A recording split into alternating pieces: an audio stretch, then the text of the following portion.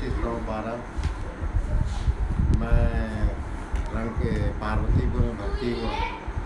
Training Rangpur में किया 15 दिन। उसके बाद मैं बॉर्डर पे चला गया। बॉर्डर पे जाने के बाद उन्होंने ढाका ले लिया। ढाका से कुमिला से बरनवड़िया था अखौड़ा ले जाकर हमें वो अगरतला बॉर्डर पे तैनात था।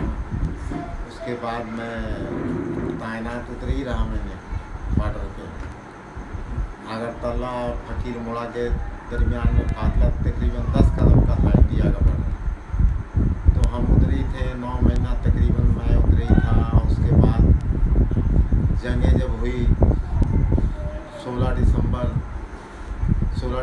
को दिसंबर का महीना था। 1 तारीख को अटैक शुरू हो गए हमारे पर कि जनाब अटैक जब हुई हमारे पीछे लगे हुए थे 12 फेब के साथ थे हम।